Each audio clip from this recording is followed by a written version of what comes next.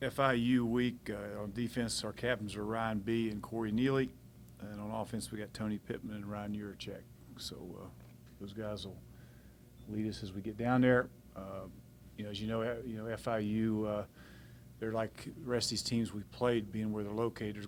They'll have a team full of athletes. And as you know, they got different quarterback in the Alexander kid. He played against Western Kentucky and had been there against some other teams, and he's an excellent athlete that can beat you with his feet. So what we got to do is we got to carry over the momentum and the way we played last Saturday night and take that same energy and same making play abilities down to FIU to play these guys. So I'm looking forward to having a great week of practice and preparation and get ready to go play. In the preparation, how do you get them to channel that this week as well? Well, I mean, I told them on Sunday, let's be that team that we saw here Saturday night. That's the team we expect to be. That's the team we've been around here for a long time, and we need to get back to being that team, and let's continue to do whatever we got to do to be that team on Saturday night versus FIU, and part of it's preparing and the way you go about your business and practice and everything else you do. How difficult is that task, though, knowing that you're going to an FIU stadium that doesn't generally get filled up? It's a quiet place, and you sort of got to bring your own juice to that place. Well, they'll get you. I mean, what they see in practice, what they'll see in the game.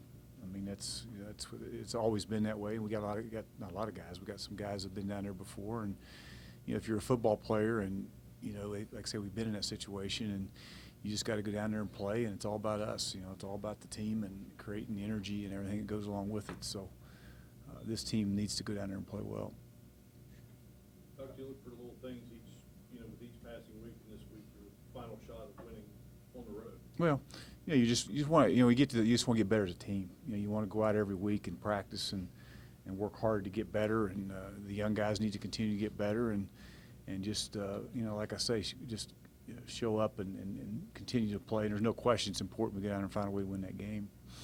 How much did the light bulbs go off in the guys' eyes after the game and in the locker room during the celebration of that game? As far as that's the first time they had seen that all year when everything was pretty complete. Yeah, I think there's no doubt. I mean, you talk about the plan to win, and that was executed last Saturday night. When you do that, you win. I mean, you play great defense, and you take care of the ball on offense, and they created turnovers. Defensively, we were +4 in the turnover margin, and we scored in the red zone and just did what we had to do to win that football game. And when you do all those things, then good things will happen for you. And that's what we have to try to continue to get done.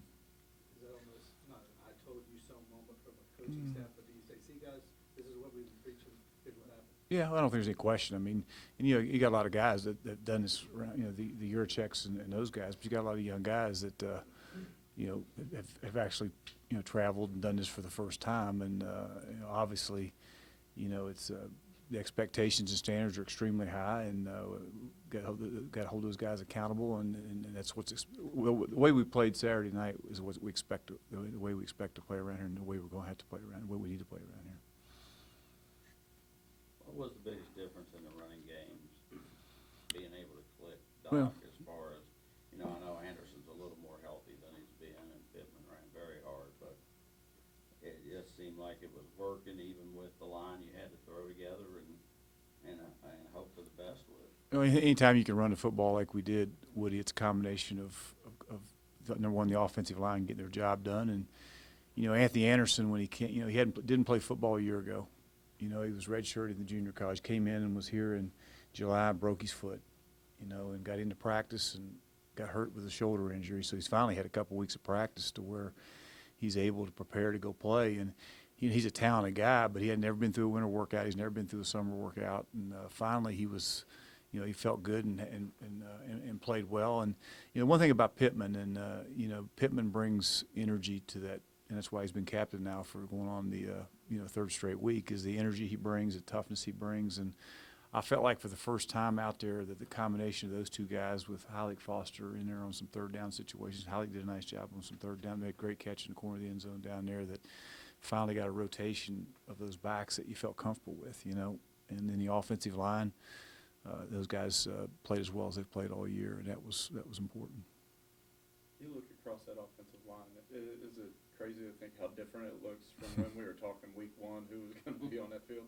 Yeah, it is. I mean, unfortunately, that's the case. But, you got, of course, Selby's not playing, Van Horn's not playing, and those are all guys that, you know, and they they played their best football game, and that was important, you know, from the redshirt freshman with at center to all those guys. That's going to help them not only this past week but in the future. What have you all seen from Alex Locklear? He's a guy that came in, and it really looked like, you know, you had some issues with the rushing game, and he was coming in, and you saw him 3 and 4 yards downfield pushing some guys. Yeah, you know, he's a great kid. You know, football's important to him, and you know, he's just such a wonderful kid that he's football, and he's a tough guy that works extremely hard. He's going to be a really good player, and you know, we made the decision last week with him and Addison both that we was going to, you know, play all those guys that are healthy. And we're going to roll them in there, and we did, and that'll continue this week. But those guys both went in there and did a nice job.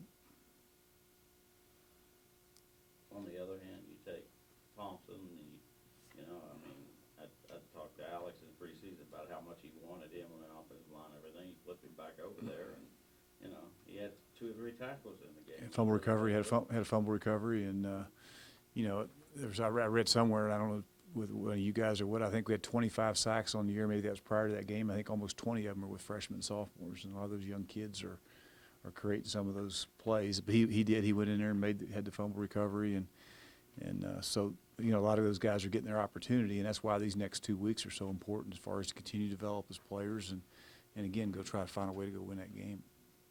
How much more magnified is Corey Neely's performance, given that, you know, it was him and Kendall, and that was basically going to be it on Saturday? Well, you know, CJ is, of course, he's out for the year with the surgery and all that. I'm sure you all were aware of that. But going into that game, those are the only 2 guys that we had, you know, standing. So they had to go play and play well. And, you know, as hard as Corey Neely's worked, it's nice to see him go out there and have the success he did. That game he played, that catch he made, the interception he made, and they just did some things they haven't done all year, which was great to see. And hopefully we can, you know, continue to see that the next couple of weeks. Dr. Rowe chased out a little bit Saturday. Mhm. He seemed to be effective, and he seemed to like the ad-libbing part of it. Well, get him out of the pocket a little bit and change the launch point, and I thought it helped us some. And he did a good job of, you know, did a nice job throwing the ball on the run. And I thought those receivers, you know, Hunt and Box and Heilig and you know, all those receivers made some plays, and that was good to see. How does that slow down the aggressiveness of a defense if they think a guy's going to stand in the pocket, whereas, you know, Saturday he was rolling? It seemed like Middle Tennessee slowed down a little bit. Well, I mean, you got to do a better job of containing the quarterback, and it's almost like the same deal if you got a quarterback that can beat you with his feet. You know, we've seen a couple of those guys where you got to keep them contained, and you know, at times you got to slow it down, or you got to put a spy on them, or do a couple different things to try to help you defensively to keep the quarterback in the pocket, or if he does break contain, to be able to track him down. So there's no doubt it helped us, you know, on Saturday, and hopefully we got to continue to try to change things up. For all the time. Go ahead, I'm sorry. Back to the O-line, is Van Horn going to? No, you know what? I'm not going to say no for sure, but I don't know. We'll see this week. You know, I would probably think that we'll have probably the same group you saw out there this past week. For all I the guess. things that went right, I guess the kickoff return kept you humble. Because Yeah, I mean, we've done well with that all year. I mean, we you know, we've been really, you know, that part of the special teams for the most part have been solid, and you know, the kickoff return was not. It's just a matter of making better decisions back there, and you had a freshman back there the first time, and sometimes that, you know, with a freshman, you got to make sure he's set to go. He wasn't, and that's on us. So we got to do a better job with communication, and that's part of the one thing we got to get cleaned up this week. But you're right. Is it basically going to be, you know, whoever performs the best in practice this week that's back there this week? We'll see. I don't know. I'd like to be honest with you, I'd like to see that young guy because he's got a lot of talent. You know, I'd like to see him be able to catch it and go with it. So we'll, you know, get him ready to go. We'll coach him better, and he probably, obviously, you know, we'll probably work all week with him. But I would say he'll be the guy catching it back there on Saturday. Normally your all's focus at this point of the year going into Florida is, you know, the CUSA race and things like that. Is there a little more of a recruiting phase to this week as far as Yeah, I think only. you know, getting down there and talking to some guys, having them come out to a game or anything? Well, we can't, of course, talk to them down there, and we can't, you know, can't face to face. We can't, and of course, we can't have them to the game because that's not a home game for us. But, you know, I think our focus right now is just to go down there and continue to get better as a football team. And go down there and play well. That's all we're concerned about right now is going down there and playing really well, and when the recruiting part will take care of itself. Is there going to be a 7 to 9 p.m. reunion time Friday? Yeah, night? yeah, we will. Yeah, yeah. Every time we go down to we're somewhere where there's a lot of family, then we'll have a room from 7 to 9 that they can have an opportunity to see their family. Stanley's mom always brings a lot of food, so if you guys are around the hotel and like Haitian food, you may want to stop by, because she can really cook too. FIU situation that they've had this year, they've gone, through one coach, had an interim coach, just hiring a coach. How difficult, have you ever been through a situation like that you can relate to, and how difficult would that be? Unfortunately, I haven't had to relate to that, so, I don't know. I don't, it is what it is, and I've never been in that situation. And so, right now, we got to focus on us and making sure we go down there and play with the same energy and enthusiasm and that we played with this past Saturday.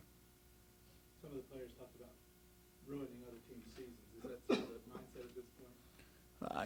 I'm not really concerned about other teams. This is about ourselves. I mean, let's go down there and just play and, and just focus on ourselves and being the best team we can be on Saturday night at 7 o'clock, and let's don't worry about other things that we have no control over. We can control that. We can control how we get down there and play at 7 o'clock Saturday night. We can't control about the way the other team plays.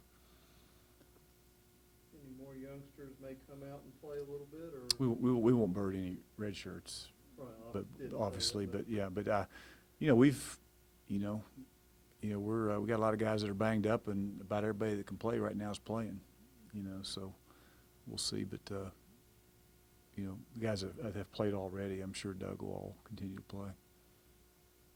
How much would you like to bottle up what you got out of your team on Saturday? Those, it's amazing to me how focused they were, and how much they bought into the stuff you guys have tried to give them about the history here and so forth. Well, it's amazing, and we work really hard to make sure the kids understand the history of this program, and for whatever reason, and don't get me wrong, I mean we've played hard, for all the time. We haven't played well at times this year, but the last 3 years we go out and we play hard it's what we're supposed to do. But for some reason, when you put that 75, not for some reason, when you put that 75 on your helmet, the guys understand what that game means. They've always brought out the best in them. I mean, if you look at the games we've played from the last 4 years when that's happened, I mean, they play extremely well, and because they understand, the importance of it, not only to our football program, but to our fan base, our community, and our school, and it's what this program's all about. A lot of work went into educating these kids on what it means, and we spent a lot of time this past week, because we had so many young kids. I mean, we have so many kids at the hotel for the first time, and hearing a story for the first time, that we spent more time this past week explaining the story to them. And Luke did a tremendous job with that highlight tape. You guys have all seen that. I mean, they saw that on Friday night, and every day we talked about how important this game was, and they bought in. They didn't have to. The younger guys bought into it. The older guys already had, and they came out and played their best game, which they should have. Is there any advantage to, you all talked about leading up to Saturday, and Saturday was how you all remembered them, except on Monday they go through the ceremony, so it sort of leaks into the next week as well? I think it's just so important that our kids are our kids all go to that ceremony. Because that's part of us. That's part of what we are. And, it's important for me that those young kids were all there to hear, our guest speakers, and to hear and to be a part of all that, because a lot of them haven't. I mean, there's probably 30 guys out there that were there yesterday that were there for the first time, so they got the opportunity to see that. And that's just part of the process of these guys understand how important this football program is to this fan base, this community. And, whether it happens, the good thing is, when you have it the day of the game, we can get younger players there, which is important, but it's hard to get the entire team there. But when it's not the day of the game like it was yesterday or prior to the game, the entire football team can be there, which I think is really important. Okay, thanks, guys.